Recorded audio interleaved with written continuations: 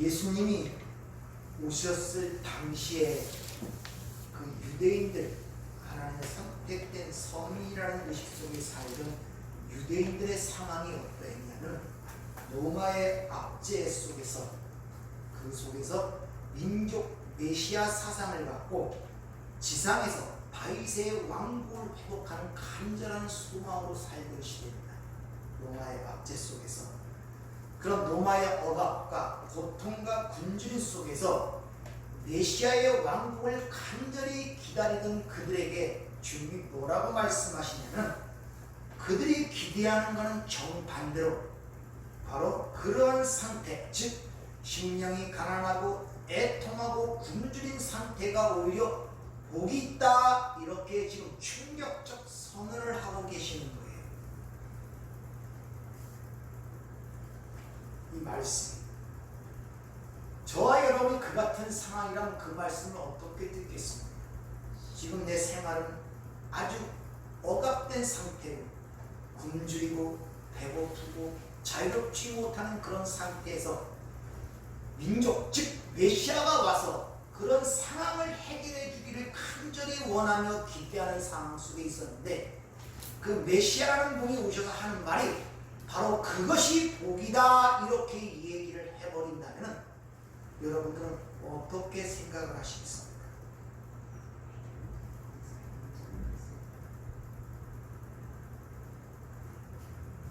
오늘 이 본문 말씀을 의역하자면 복된 자들이여 그대들은 의에 줄이고 목마른 자들이라. 그러나 그것이 바로 배부른 자의 모습이다, 이런 의미예요.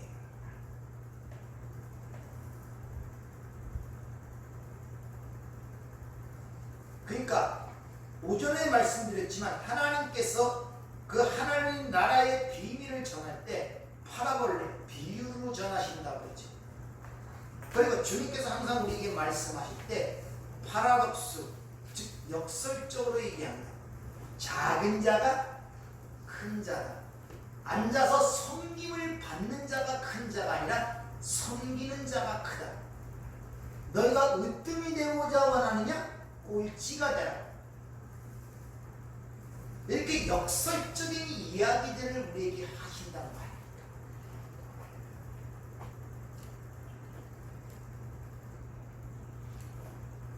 그러니까 하나님의 말씀이 제대로 들리는 자들은 갈등과 고민을 갖게 됩니다.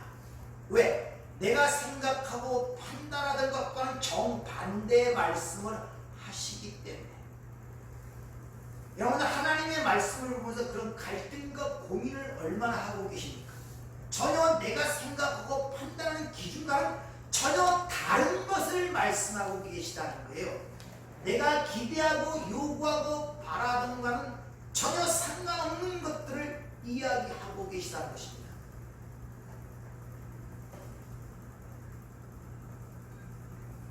그러니 그 당시에 유대인들, 즉 민족적 메시아 사상을 갖고 간절히 다윗의 왕국을 회복하며 그 굶주림과 고통 속에서 메시아를 기다린 그들에게 주님이 와서 거기에 대해서는 전혀 상관이 없는 말씀들을 하시고 내가 너희를 이 로마에 앞서서 해방시켜 주겠다는 어떤 단 한마디의 말도 없이 오히려 그것이 너에게 복이 있는 것이다, 이렇게 얘기할 때 그 사람이 메시아로 보이겠습니까?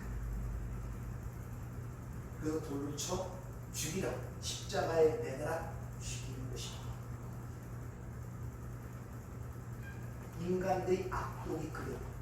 우리의 기준과 판단과 원한과 기대에 맞지 않으면 그를 죽이려고 합니다. 그는 메시아가 아니라는 것입니다.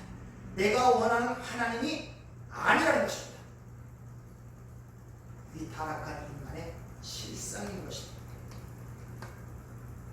창세 전부터 하나님의 신령한 복을 받은 하나님의 백성들은 하나님이 주시는 의만 의지하도록 이끌려가게 되어 있습니다.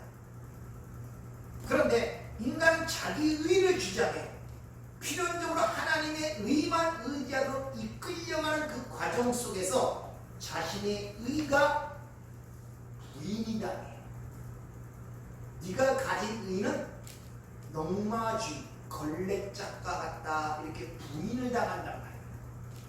거기서 심령이 가난해지고 애통하고 온유한 삶으로 가는 그 상태를 바로 그게 진짜 배부름이다 이렇게 지금 선언하고 계시는 거예요.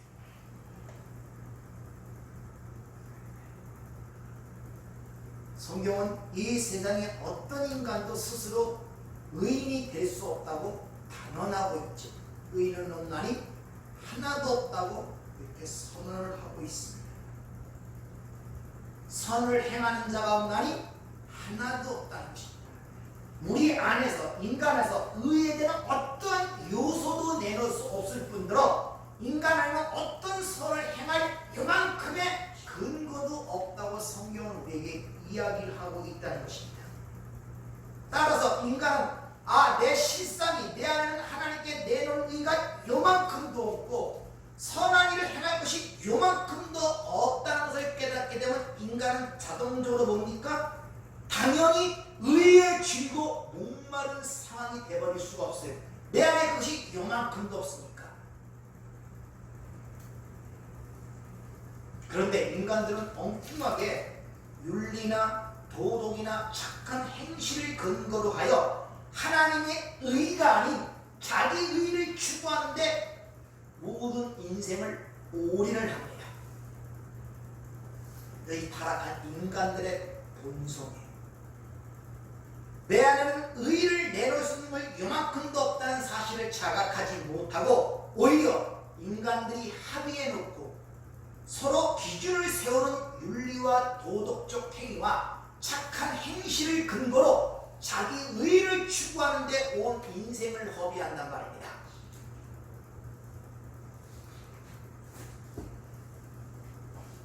따라서 지금 주님이 배부른 자다라는 그 배부른 자의 말씀 속에는 자기 안에 어떤 의를 내놓을 수 없다는 사실을 자각하고 거기에 자기가 목말라 하는 그것이 바로 배부른 자의 모습이다 이렇게 지금 말씀하시는 거예요. 반대로 내가 어떤 일을 좀 어떤 의를 내놓을 수 있다고 생각하는 자들은 오히려 그들이 굶주린 자들이다 지금 이렇게 말씀하고 있는 것입니다. 한번 이렇게 여러분 질문을 좀 해볼게요. 하나님께서 이 역사, 왜 우리 인생이라는 것을 창조해 놓으셨다고 생각을 하십니까? 말씀에 의하면 이미 묵시 속에서 우리는 구원받은 자들로 존재하잖아요. 그럼에도 불구하고 왜 이 역사와 인생이라는 곳에 던져서 이 과정을 통과하게 하는 이유가 뭐냐는 것입니다.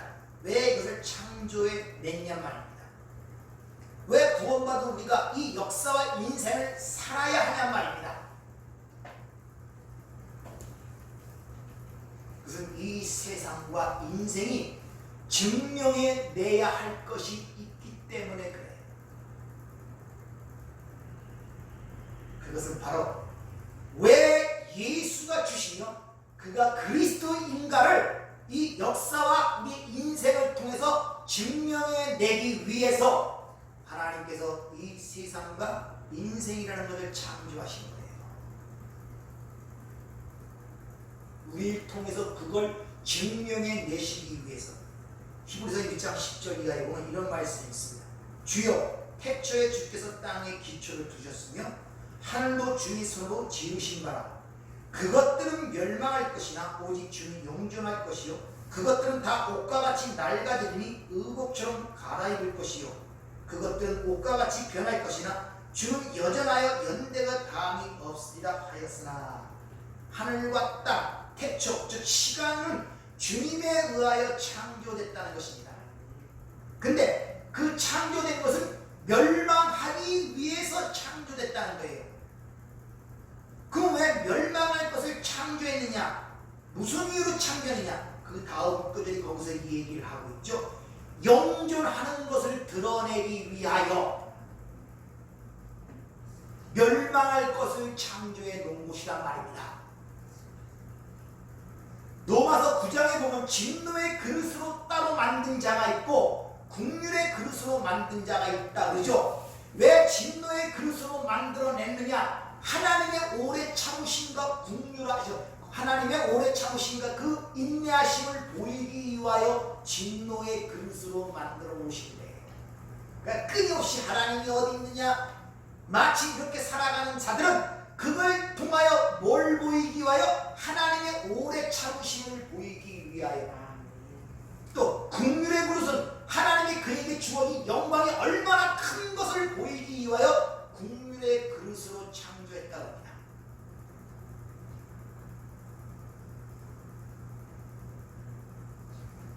즉, 왜 이 멸망할 것, 이 첫 창조와 그 시간이라는 역사를 창조했느냐? 영존하는 것이 무엇인가를 드러내기 위하여. 그래서 이 세상은 다 짝으로 되어 있습니다. 남자, 여자, 빛과 어둠, 하늘과 땅, 왼쪽, 오른쪽. 이것은 상대를 드러내기 위하여. 남자는 여자를 드러내기 위하여 존재하는 것이고, 여자는 남자를 드러내기 위해서 존재하는 거예요. 이 땅에는 어느 것도 그 자체를 드러내기 위해서 존재하는 것은 없다는 사실을 아셔야 됩니다.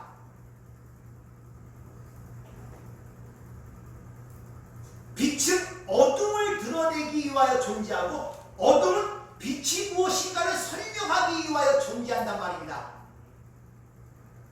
근데 인간이라는 이 자체가 전부 다 자신을 드러내기 위해서 존재하지 않습니까? 하나님의 원리와 역사가 완전히 뒤바뀐 상태로 있는 인간의 거란 말입니다. 나를 위해 존재한단 말입니다. 여자라는 것은 남자가 뭔가를 드러내기 위해서 존재하는, 상대방을 위해 드러나기, 상대방을 위해서 존재하는 것이 이쪽이고, 여자는 남자를 드러내기 위해서 여자가 존재하는 거예요. 이걸 모르기 때문에 고통스러운 거예요. 자기 스스로를 드러내기 위해서 존재하기 때문에 힘들단 말입니다, 여러분들. 자식은 부모를 드러내기 위해서 존재하는 것이고, 부모는 자식이 무언가를 설명하기 위해서 존재한단 말입니다. 자기 자신을 위해 존재하는 세상에 아무것도 없어요.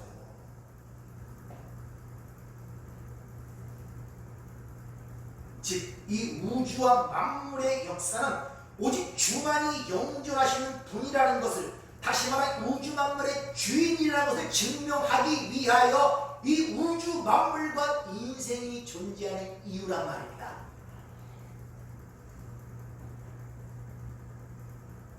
이 천지 만물이 예수 그리스도의 십자가로 말미암아 시작이 되고, 예수 그리스도의 십자가로 말미암아 완성이 되는 그 하나님의 새하늘과 새 땅, 새 창조를 찬양하기 위해서 지금 이 첫 창조와 인생이 존재하는 이유란 말입니다. 그걸 증명해내기 위하여 저와 여러분이 오늘 이 자리, 여기 현실, 여기에 있는 것입니다.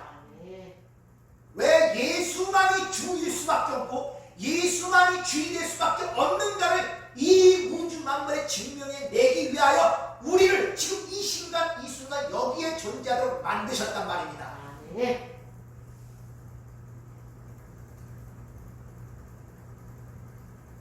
따라서 저와 여러분은 이 모형적 도구로서 역사와 인생을 통하여 왜 예수 안에서만, 예수와 관계 속에서만, 예수를 통해서만이 존재할 수 있는가를 설명하고 증명하는 존재로 여기에 있는 것입니다. 왜 예수로만 살아야 되는가? 왜 예수가 만물의 왕이 되어야 하는가를. 그래서 골로새 1장 15절은 이렇게 얘기합니다. 그는 보이지 아니하는 하나님의 형상시요 모든 피조물보다 먼저 나신 이시니 만물이 그에게서 창조되되 하늘과 땅에서 보이는 것들과 보이지 않는 것들과 혹은 왕권들이나 주권들이나 통치자들이나 권세들이 만물이 다 그로 말미암고 그를 위해 창조되었고 또한 그가 만물보다 먼저 계시고 만물이 그 안에 함께 섰느니라. 함께 섰다는 것은 예수 안에서만이 존재한다는 거예요. 예수 밖은 없는 거예요. 존재 자체가 없단 말입니다. 그래서 하나님 보시기에는 예수 안에 있는 자만 그 눈에 뜨이는, 이걸 은총이라고 해요. 은총이 예수 밖은 먼지로 보는 거예요. 먼지. 그러니까 하나님 한 백성을 가르치고 완성시키기 위하여 수천 몇 명의 그 엑스트라를 동원시키는 거예요. 근데 하나님 보시기엔 이것만 살아있는 존재고 그 밖에 예수 밖에 것들은 다 먼지란 말입니다.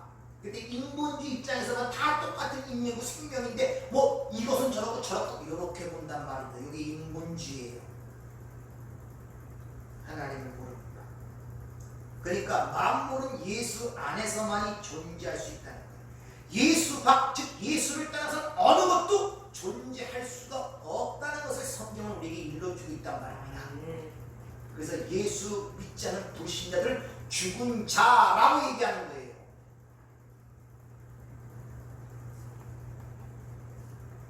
그것을 창세기의 언어로 표현하면 땅이 혼돈하고 공허한 상태. 예수 밖은 그렇단 말입니다. 틀도 내용도 없는 혼돈한 상태. 근데 거기에 빛이 들어오니까 거기서 창조가 일어나는 것이 창세기 1장의 내용 아닙니까? 그 내용이란 말입니다. 그래서 요한복음 1장 4절에 보면 그 안에 생명이 있었으니 이 생명은 사람들의 빛이다. 이렇게 요한복음 1장 4절을 우리에게 일러주고 있단 말이에요. 따라서 예수 안에서만이 존재할 수밖에 때문에 모든 피조물들은 만물들은 필연적으로 하나님의 그 생명 주시는 그 생명력을 갈급한 마음으로 살아가는 존재로 살 수밖에 없어요. 거기서만이 생명이 있기 때문에 모든 만물이 왜? 예수 밖은 다 죽음이기 때문에. 그래서 요한복음 1장에 보면 말씀이신 예수님을 창조주로 설명하면서 그 안에만 생명이 있다고 확실하게 얘기를 하죠. 태초에 말씀이 계십니다. 이 말씀이 하나님과 함께 계셨으니 이 말씀은 곧 하나님이십니다. 그가 태초에 하나님과 함께 계셨고 그 만물이 그로 말미암아 지은 바 되었으니 지은 것이 하나도 그가 없이 된 것이 없느니라. 그 안에 생명이 있었으니 이 생명은 사람들의 빛이라. 예수 안에만이 생명이 있다는 것입니다. 또한 요한일서 5장 11절 증거는 이것이니 하나님 우리에게 영생을 주신 것과 이 생명이 그 아들 안에 있는 것이라. 아들이 있는 자에겐 생명이 있고 하나님의 아들이 없는 자에겐 생명이 없느니라. 생명이 있느냐 없냐는 그 아들의 존재 여부에 따라 있단 말입니다. 그러니까 똑같이 사람들 본다고 저 사람이 살았다 사는 사람이라고 하시면 안 된단 말이에요. 아들이 있는 자만이 생명이 있는 자예요. 그 아들이 없는 자는 죽은 자란 말입니다. 여러분의 영적 분별력에서 그런 관점으로 모든 걸 바라봐야 된단 말입니다. 저 사람도 살고 나도 살았다는 것이 아니에요. 성경 얘기는 살았다 죽었다 얘기는 그렇게 분별히 봐야 죽은 자가 보는 세상과 산 자가 보는 세상이 확 다를 수밖에 없잖아요. 어찌 죽은 자가 보는 세상과 산 자가 보는 세상이 똑같을 수가 있겠습니까? 다르죠. 산 자가 보는 인간과 죽은 자가 보는 인간이 어떻게 똑같을 수가 있냔 말이에요.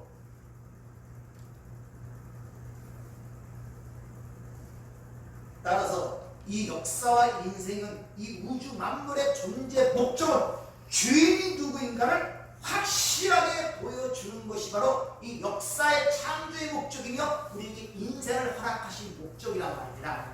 그래서 우리 인간의 제대로 목적이 하나님을 영화롭게 한다. 그 하나님을 영화롭게 하는 게 뭡니까? 우리가 물건 바치고 뭘 바치고 하는 게 영화롭게 하는 겁니까?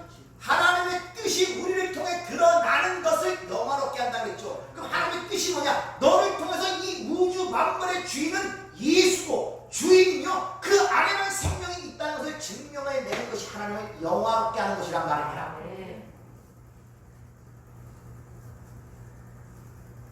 그것이 온전하게 계시될 때 바로 그것을 증명해내기 위해 만들었던 이 첫 창조는 가건물은 철거가 되는 거예요. 오전에 말씀드렸죠. 모델하우스를 통하여 들어갈 집을 보여주는 거예요. 그 모델하우스의 책임은 모델하우스의 목적은 그 완성된 그 집의 내용을 보여주는 것이 모델하우스의 존재 목적이란 말입니다. 그것이 실체가 드러났을 때는 가건물은 철거가 되는 거예요. 여러분도 철거가 된단 말입니다. 그게 바로 흔히 말하는 옛사람이라는 거예요. 그것이. 근데 그 철거된 걸 갖고 거기서 영원히 살 것처럼 거기서 발부둥을 치니까 힘든 거예요. 여러분들. 그 상황을 요한계시록에서 이렇게 설명합니다. 계시록 21장 22절을 보면 성 안에 내가 성전을 보지 못하였으니 이는 주 하나님 곧 전능하신 이와 어린 양이 그 성전이시니라. 그 성은 해와 달의 빛이 쓸데없으니 이는 하나님의 영광이 비치고 어린 양이 그 등불이 되시니라. 우리가 보는 이 우주에 태양도 달도 사라져버린단 말입니다. 왜? 그것이 원래 의도하던 목적이 완성이 됐기 때문에 하나님의 영광이니까 어린 양이 그 해와 달이 된다고 그러잖아요. 이렇게 우주 만물은 철거가 되어버리는 거예요. 원래 목적을 완성하게 되면. 따라서 저와 여러분 성도는 이 인생이라는 신앙생활을 통하여 왜 나는 예수가 아닌 죽은 자인가, 왜 나는 예수의 은혜를 입지 않은 한 주의 먼지에 불과한 자인가를 철저하게 깨닫는 것이란 말입니다.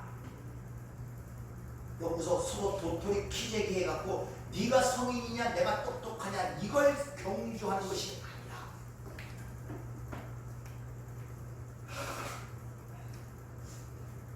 따라서 우리는 이 세상을 살아가면서 그거 하나 배우고 가면 되는 거예요. 딴 거 별로 없어요. 그런 의미, 그런 하나님의 창조의 의미에서 우리가 그걸 이해한다면 이 역사와 문명은 실제로는 발전하고 번영하는 것이 아니라 멸망해 가고 있다는 사실을 아셔야 돼요. 왜? 하나님이 태초에 하늘과 땅과 태초에 시간을 창조한 것은 멸망하기 위해서 창조했다고 그러잖아요. 근데 죽은 자들이 보는 세상처럼 이 과학문명, 문명의 발달은 인간의 번영을 가져온다고 보면 안 된단 말입니다. 실제 눈이 열린 자들은 이 지금 문명의 발달은 인간의 멸망을 가져오고 있다는 것을 볼 수 있는 자들이 눈이 열린 자들이란 말입니다.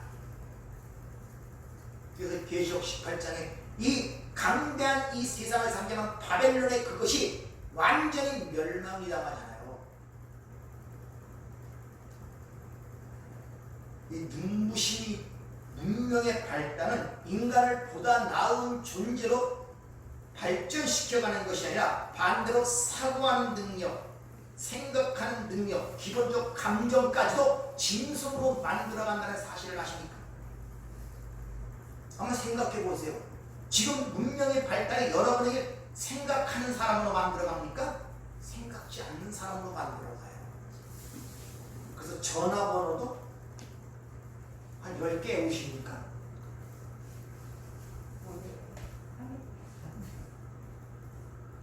아니 과학 문명은 머리도 발전돼 생각하지 않는 사람으로 만들어간다니까요. 이 IT 업계에 이름 있는 니콜라스 카라는 사람이 생각지 않는 사람들이라는 책에서 이렇게 정의를 합니다. 정보 기술의 발달은 인간을 생각지 않는 존재로 익사시켜가고 있다. 매스컴에서 떠드는 것들을 잘 보세요. 엠번방 사건이라고 아십니까? 그게 IT 발달로 인하여 나타난 피해 아닙니까? 아무 감정이 없어요. 그럼 왜 요새는 유아 사례가 그렇게 많습니까? 자식이 때려주기, 부모가 자식을 때려주기, 유기해서 버리든지. 왜 그런 일, 도덕적 감정까지도 디지털 대화가 돼버려요. 생각지 않아요. 사고가 없습니다. 내일이라는 것을 생각지를 않습니다. 눈을 뜰 때부터 거기 시작해서 잘 때까지 그걸. 여러분 매트릭스라는 그 영화를 보면은 그걸 잘 설명하고 있어요. 거기서 유명한 말을 하는데 진실은 오아시스에 있는 것이 아니라 사막에 있다는 말을 하게 되죠. 진실은 아파요. 고통스럽습니다. 근데 꿈은 굉장히 황홀합니다. 오아시스 같다. 전부 다 사람들은 진실 쪽으로, 사막 쪽으로, 오아시스 쪽으로 전부 다 가요. 근데 그렇게 가도록 유도하고 만들어주는 것이 꿈꾸는 것이 바로 이 과학문명, 이 문명의 발달로 그렇게 만들어주는 거예요. 그 내용을 잘 보면은, 잠깐 설명해 드리면은 이렇습니다. 이 과학문명이 발달을 하여 AI 인공지능이 발달하게 됩니다. 기계가 거의 인과화가 돼요. 그 내중에 기계가 인간을 더 능가하게 되니까 인간들이 보니까 안 되겠다 싶어갖고 기계들을 폐쇄를 시키려고 합니다. 근데 기계들이 이미 그 자체의 자생 능력들이 강해서 그들이 인간을 지배하게 만들어요. 그래서 인간들이 머리 좋은 놈들이 저걸 우리 힘으로는 어떻게 할 수 없으니까 저들이 에너지원으로 쓰는 이 우주의 빛을 막아버리면 에너지원이 있으니까 기계는 못 움직인다. 이렇게 생각을 하고 그렇게 막아버립니다. 그랬더니 이 기계들이 어떻게 생각하냐. 인간의 생체 에너지를 뽑아 쓰기 위하여 인간을 이용하시. 인간은 스스로 생체 에너지가 나오거든요. 근데 그렇게 되려면 인간을 살려둬야 돼요. 그래갖고 기계 속에서 태어나게 하고 기계 속에 집어넣어갖고 머릿속에서는 뇌 속에서는 진짜 생활을 하는 것처럼 만들어놔요. 그래서 계속 머릿속에서는 그 생활하는 거기서 생체 에너지를 뽑아 쓰는 거예요. 기계가. 이게 매트릭스. 근데 거기서 야 이것은 실제가 아니고 꿈이구나를 변종들이 나타납니다. 그래서 거기서 탈출해 나와요. 그래서 인간들은 원시 신화를 하면서 기계와 싸우는 그 내용이 매트릭스입니다. 여러분 지금 사는 그것이 진실인지 꿈인지 어떻게 분별하시겠습니까?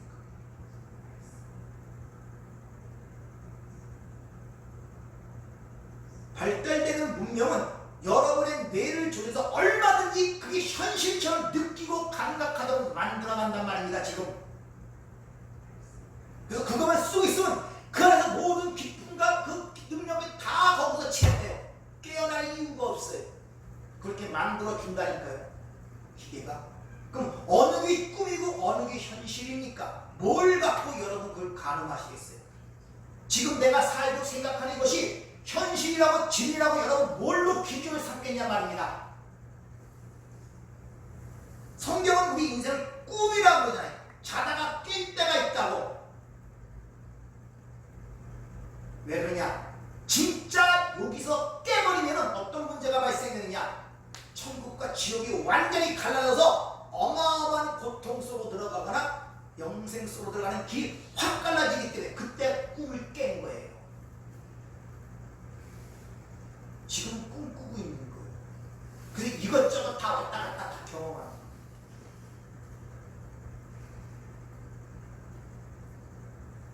생각지 않는 사람으로 만들어가고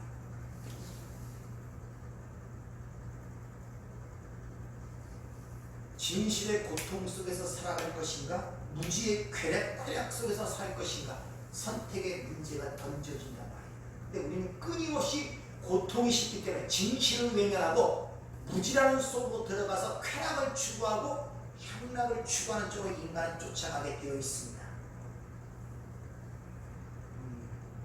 다 글로 쫓아가고 있어요. 근데 거기는 생각할 필요가 없어요. 주어지는 대로 먹으면 돼요. 이 사회 상태도 어렵다 해갖고 자녀고선 거기다 몇 가지를 던지면 그걸 먹는 그 기쁨에 나머지는 잊어버리고 자꾸 쫓아가요. 그래서 재난지원금 자꾸 주는 거 너무 좋아하지 마세요. 그거 다 여러분의 자녀들이 갚아야 할 빚들이에요. 빚들. 아무 생각 없이 받죠. 전부 다. 그냥 받아서 쓰는 게 좋습니다. 나라의 앞날에는 걱정을 안 합니다. 자기 후손들이 어떻게 살아갈 것이라는 걱정들을 안 해요.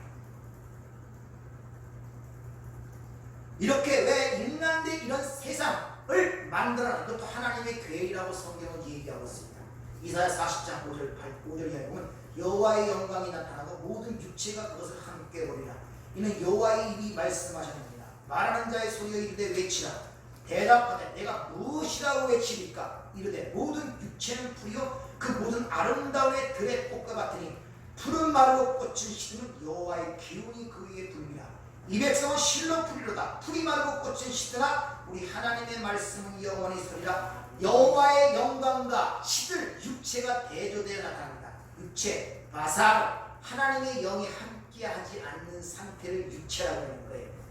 그 6절부터는 성도가 이 역사 속에서 왜 그런 허무한 육체를 입고 존재해야 하는 이유를 뭐라고 설명합니까?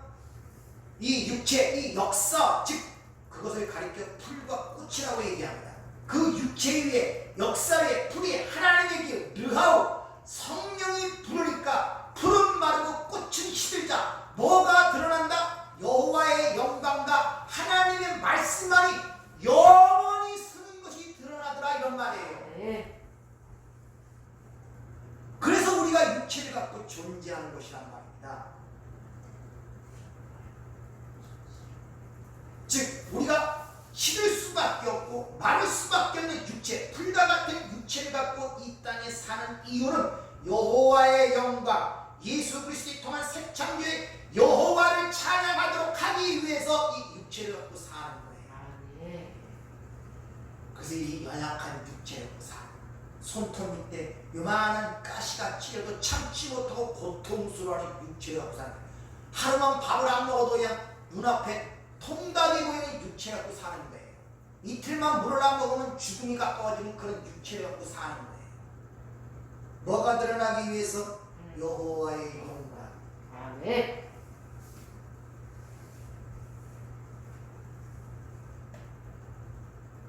성경은 분명히 하나님의 의와 인간의 의, 즉 자기 의를 분명하게 구분하고 있습니다. 로마서 10장 3절을 보면 하나님의 의를 모르고 자기 의를 세우려고 힘써 하나님의 의에 복종하지 아니하였느냐.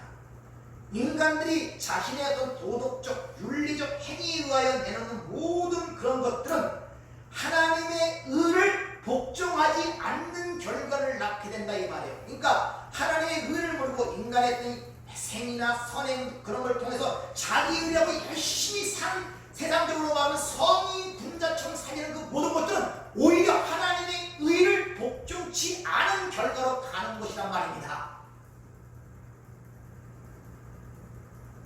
근데 세상에서는 그들을 칭송하잖아요. 그 칭송을 받고 싶어서 기독교도 그쪽으로 간다고 자꾸 얘기하고 있다니까요. 그 사람들의 칭송을 받기 위해서 거꾸로. 그래서 이 자기 의를 사도 바울은 율법의 의라고 얘기합니다. 빌립보서 3장 4절에 보면 그러나 나도 육체를 신뢰만 하며 누구든지 다른 이가 육체를 신뢰할 것이 있는 줄을 생각하면 나는 더욱 그러하리라. 나는 8일 만에 할례를 받고 이스라엘 족속에서 베냐민 지파요 히브리인 중에 히브리인이요 율법으로는 바리새인이요 열심으로는 교회를 박해하고 율법의 의로는 흠이 없는 자도다. 자기가 그렇게 열심히 자기 의를 행했더니 그것이 오히려 하나님의 의를 복종치 않는 결과를 낳을 뿐 아니라 자기가 그렇게 열심히 행하는 율법의 의가 교회를 세워가는 것이 아니라 교회를 핍박하는 결과로 나타나더라 이런 말이에요. 우리의 생각과는 정반대로 나타나는 말입니다.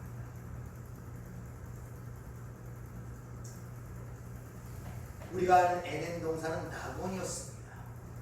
근데 거기에 선악과라는 법이 떨어지자 인간의 자존성이 드러나고 피조물의 한계성이 드러나게 되죠. 법이 떨어지자. 그것이 선악과 사건입니다. 이스라엘 역사 마찬가지입니다. 애굽에서 그들을 구원하여 출애굽시킨 다음에 시내산에 율법이 주어지자 그들의 한계성과 그들의 피조성이 드러나죠. 그래서 그들이 다 광야에서 죽습니다. 즉 법이라는 것은 인간이 얼마나 교만하고 그 죄를 밝히는 데 쓰이더라는 것입니다. 바로 법의 역할은 인간의 그 실존, 인간의 그 존재성과 불가능성 그리고 필요성의 한계점을 드러내기 위해서 그걸 시험하는 시험지에 그거한 것이 법이라는 것은 너희들이 지키라고 준 것이 아님을 아셔야 돼요. 어떻게 흙으로 만들어진 인간이 창조주이신 그 하나님의 법을 지킬 수가 있겠습니까? 피조물이 어떻게 창조주의 법을 지켜요? 안 되잖아요. 그래서 법이라는 것은 바로 니들은 땅의 것으로는 하늘의 것을 받지 못한다는 사실을 가르칠 뿐만 아니라 새롭게 창조되어야 된다는 사실을 가르치기 위해서 준 하나님의 성이었단 말입니다. 근데 인간들이 거꾸로 하죠. 로마서 3장 10절 그러므로 율법의 행위로 그 앞에 의롭다실 유치가 없나니 율법으로는 죄를 깨달음이라. 그래서 광야에서 이스라엘에게 율법이 주어졌습니다. 그랬더니 그들이 율법을 지키냐? 못 지켜. 못 지킨다고 그들을 애굽으로 보냅니까? 아니, 광야에서 다 죽습니다.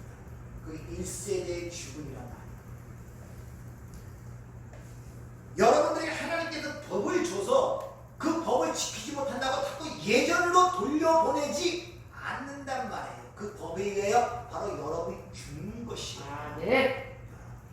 거기서 철저하게 자기네 하나님을 떠난 옛사람의 실체가 무엇인가를 눈으로 보며 그걸 사망의 몸이라 그러는데, 이게 무슨 말이냐면 그 로마 시대나 근동 지방에 남을 죽인 사람들 있죠.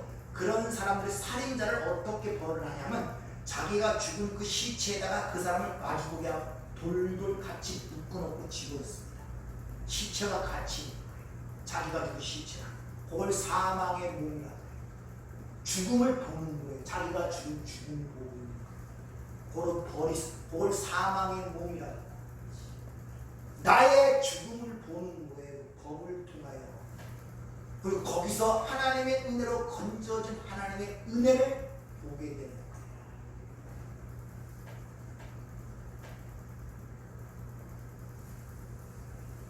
따라서 율법에 의하여 그들은 광야에서 다 죽음으로 말미암아 율법이 그 이스라엘 백성들을 실체를 폭로로 시켰단 말입니다. 그걸 하필 왜 광야라는 곳에서 그렇게 하냐? 애굽에 살 때 법을 주서 그렇게 하지.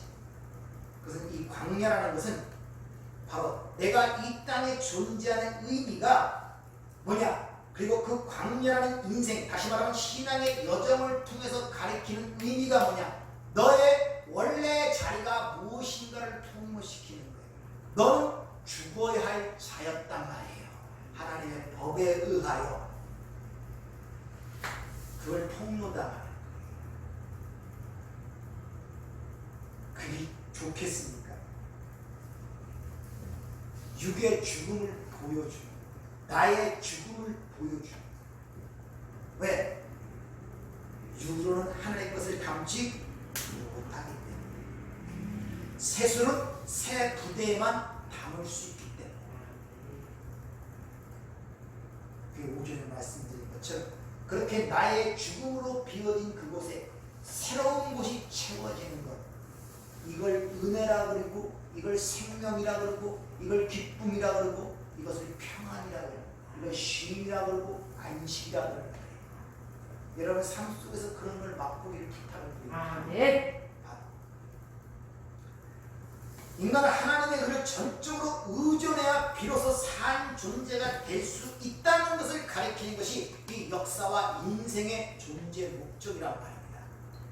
여러분 점점 갈수록 하나님만 의지해야 되겠구나, 하나님 위에는 아무것도 없구나 라는 것이 자꾸 결정이 되어지고 결단이 되어지고 나의 그 복잡한 옛 것들이 하나하나 가르치기를 당하면서 내가 사라져가는 과정 속에 있어야 되지, 자꾸 이 땅의 것을 붙잡고 내가 살려고 아둥바둥 되면 절대 안 된단 말입니다. 여러분이 생각하는 그 자신, 나라는 것은 이미 옛사람은 십자가에 못 박아 예수와 함께 죽고 끝난 것이 아니라 장사되어버린 거예요. 그 무덤을 열고 자꾸 왜 불러내려고 합니까? 죽었다고 인정을 안 하시고 그 자꾸 옛날 일 생각하고 예수 모를 때 그걸 갖고 자꾸 머릿속에 집어넣고 그 존재를 자꾸 연장선상에서 나를 보려고 하니까 힘든 거예요. 그건 죽었다니까 여러분. 아니 성경이 죽었다고 선언하잖아요. 예수와 함께 새 사람으로 부활했다고 성경은 얘기하고 있잖아요. 뿐만 아니라 성령을 주심으로 새 마음과 새 영을 주셨다고 말씀하고 있잖아요. 왜 거기에 초점을 맞추지 못하고 이 땅에서 죽은 자로 타는 그 삶 속에 기억되어진 그 버려야 할 것들을 아직도 붙잡고 거기 연장선상에서 나를 보고 있냐 이런 말이에요. 내가 못 배운 거, 옛날에 상처받은 거, 누구랑 싸운 거, 고통받은 것, 왜 그 연장선상에서 자신을 보냔 말입니다. 나에 대한 정체성이 불안하기 때문에 내가 누군지 몰라요. 아직도 이 땅에 태어난 그 나만 유일한 나예요. 그 밖에 성령이 나를 하나님의 백성으로 얘기하는 나는 잘 모르는 거예요. 그냥 죄 사함을 받았다 하는 정도도 옛날에 예수 목할 때 저지른 죄, 남 속인 죄, 남 미워한 죄, 남도 훔친 죄, 그 정도 죄로 생각하고 그것 받았다는 예수님의 죽음이 그 정도입니까? 그 정도만 생각하고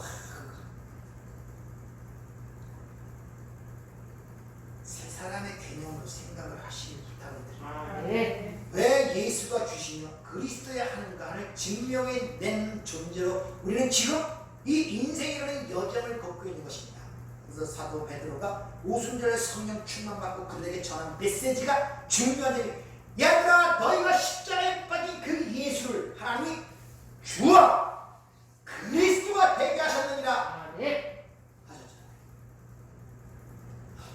어이쿠 우리가 어찌 됐고 그 말을 다 왜? 그분이 주인이라는 사실이 성령의 역사를 통해 깨닫기 시작하는, 우리가 주인이 아니었구나, 나에게 생명을 주를 주셨구나, 그분이 진정한 메시아였구나 를 깨닫게 되는, 그가 주가 됐다는 그 말의 의미를 성령을 통해 깨닫게 된 거예요. 내 인생의 주인이 그분이었구나, 나의 생명의 주가 그분이었구나,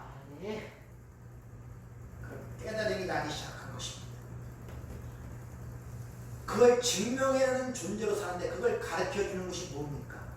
그 책이 바로 성경이란 말이에요. 그래서 이 성경이 나에 대하여 증거하는 것이라고 요한복음 5장 39절에 얘기하죠. 그래서 이 성경은 당신의 백성들에게 하나님의 의를 설명하고 그에 대한 것으로 이야기를 해야 되는데, 인간들은 반대로 이야기하고 있어요. 인간이 지켜야 할 도덕적, 윤리적 책으로 설명하고 있는 그들을 성경, 주님께서 뭐라고 얘기하고 계십니까? 그들은 저주를 받을 것이다 이렇게 얘기합니다. 마태복음 15장 7절 외식하는 자들아 이사야가 너에게 관한 예언을 잘 예언하였도다. 일렀으되 이 백성이 입술로는 나를 공경하되 마음은 내게 멀다. 사람의 계명으로 교훈을 삼아 가르치니 나를 헛되이 경배하는도다 하였느니라. 그러니까 하나님의 의를 얘기하는 하나님의 말씀을 사람의 계명으로 풀어 사람의 윤리 도덕책으로 얘기하는 자들은 저주를 받는단 말입니다. 하나님이 만드신 창조, 이 첫 창조를 통해서 하나님이 당신의 백성들을 행하신 일이 무엇인가를 설명하고 그 은혜를 찬송하더라도 예수의 음악을 의지하고 만들어야 되는데, 거꾸로 얘기하는 사람의 계명으로 가르치는 거예요. 이렇게 살아라 저렇게 살아라 그럼 하나님께 복을 받을 것이다. 착한 사람 되고 선한 사람 되고 사람들의 칭송을 받아야 하나님의 영광을 받는다 라는 식으로 인간의 계명으로 가르치는 그들을 헛되이 경배하는도다. 주님이 친히 말씀하신 거예요.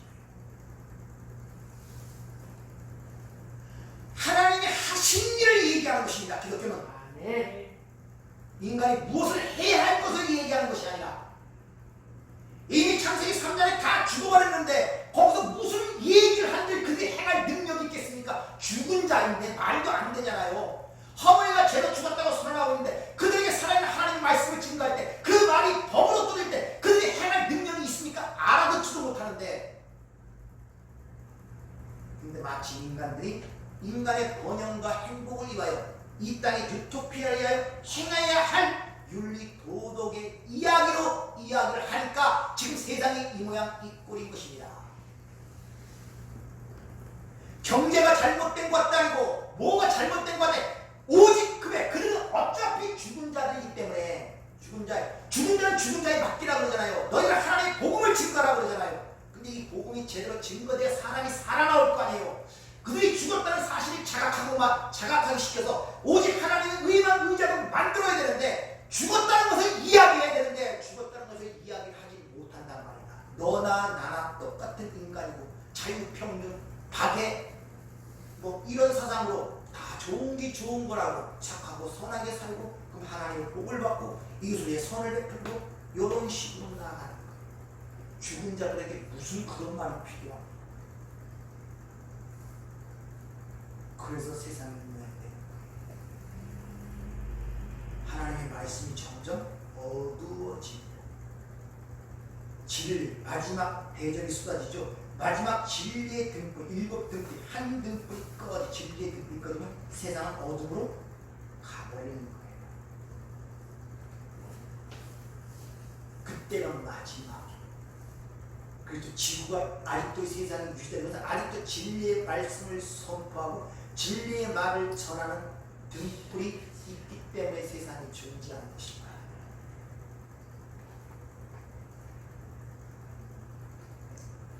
따라서 하나님의 말씀이 올바르게 선포되는 것은 어떻게 사는 것이 착하고 훌륭하게 사는 것인가 라는 반성과 결단이 생기는 것이 아니라 나는 하나님의 은혜가 없이는 먼지에 불과한 존재네, 나는 티끌이네, 죽은 자이네 라는 자기 자신의 올바른 자각이 생기는 것이 하나님의 올바른 말씀이 선포되는 거예요. 그래서 오순절날 성령 받고 얘기할 때 어찌해야 할꼬 우리 제도 선포.